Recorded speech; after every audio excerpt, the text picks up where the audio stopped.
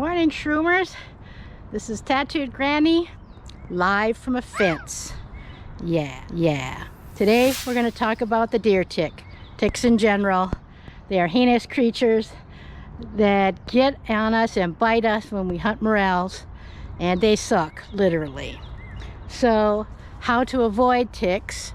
Well, wear long clothing for sure, and do a tick check immediately after every foray into the forest. Then there's also stuff you can treat your clothing with. You want to make sure you're not allergic and check with your doctor first.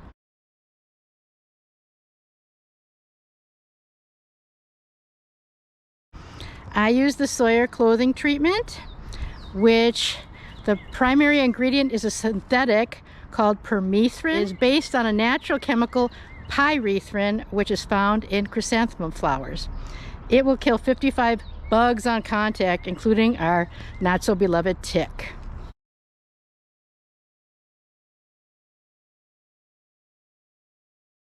You can use any type of pyrethrin that you can get cheap that is available. This Sawyer's available everywhere, Walmart, Amazon, you name it.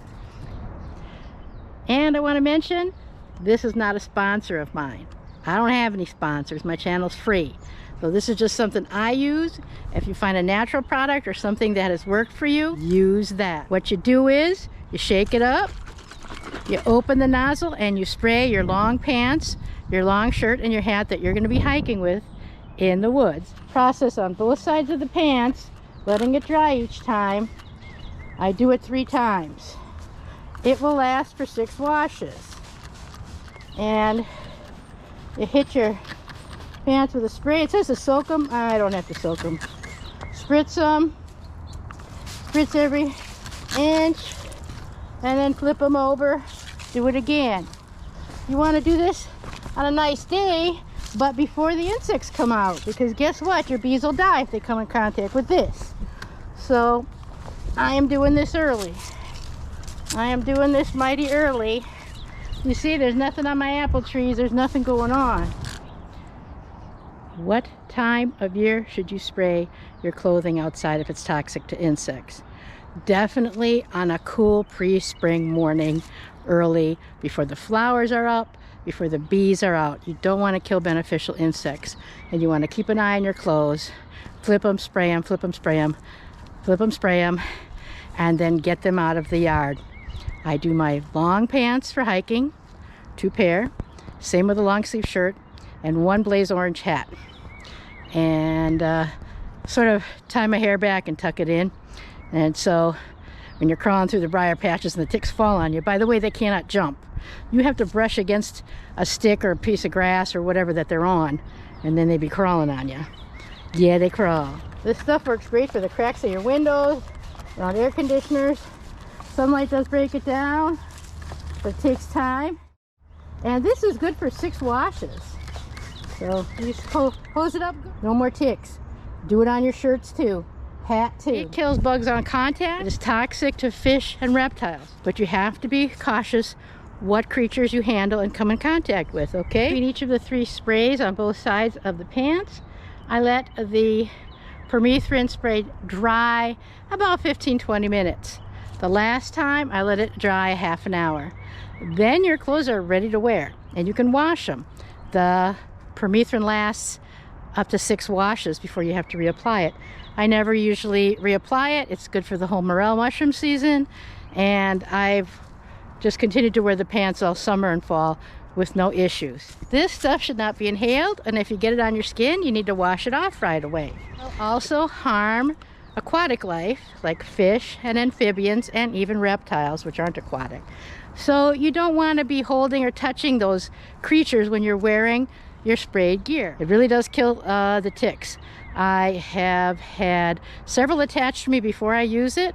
I've had bullseyes. I've had to take the antibiotics for Lyme disease. And since I've been spraying, sure, once or twice a tick's been on me, but never attached. Never a problem since 4 years. So that is my shout out to this particular chemical.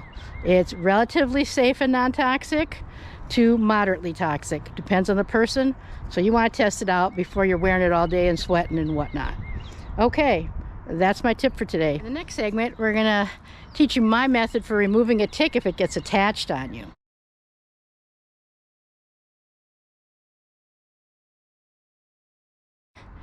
Check with your doctor. Go to urgent care if you can and have a professional do it. But if you're stuck somewhere in a cabin and there's a tick sucking your blood away. 5, 4, 3, 2, 1. Putting his poison lime-ridden juices in your body, I have a way. Like I said, if you've been using a different method, use that. Definitely check with professionals. It's effective and will not irritate the tick as much, so it's less likely to spit its Lyme disease-causing juices into your body when you take them out. Next up, I'll be yanking a pretend tick off of me and show you how I do it.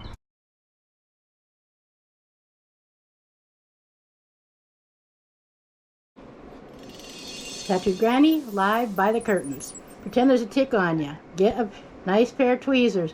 Don't wash the area where the tick is at. I'm telling you, it will irritate the tick. Spit his juices into you and you will get whatever disease he's got. He's tight in there.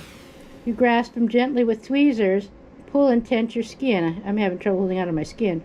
See how I'm tenting that skin? Might take up to 2 minutes. Gently grasp the tick, okay? Gently. And then lift. Maybe I can do it here better. I don't know if you can see this. There. See how you're getting the tenting of the skin? You want that. You want to hold that, not let go for 2 minutes. Do it like this.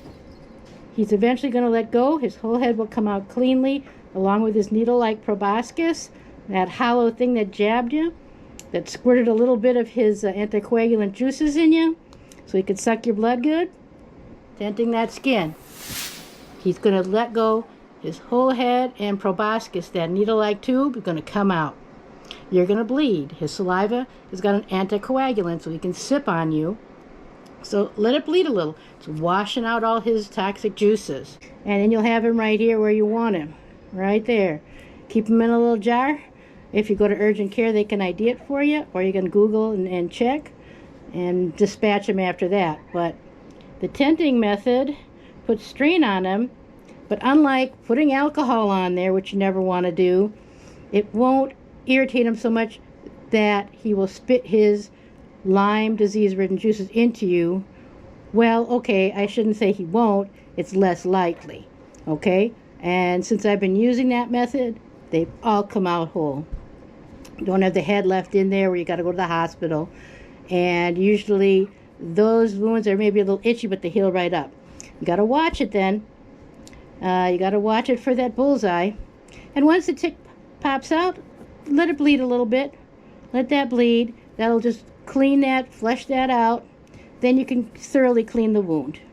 Then wash it, sanitize it, put on a little whatever you use, polysporin or whatever. Thoroughly clean the wound.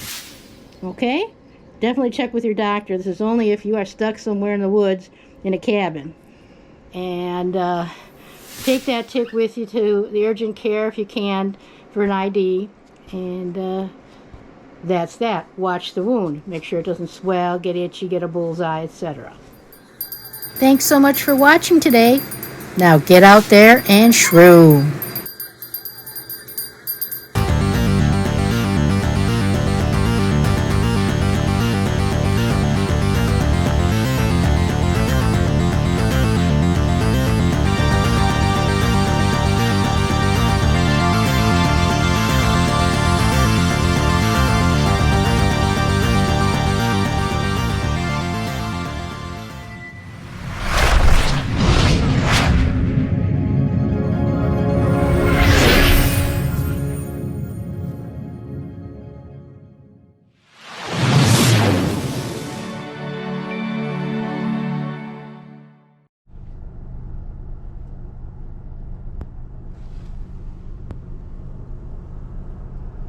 Yeah, grass is starting to green up.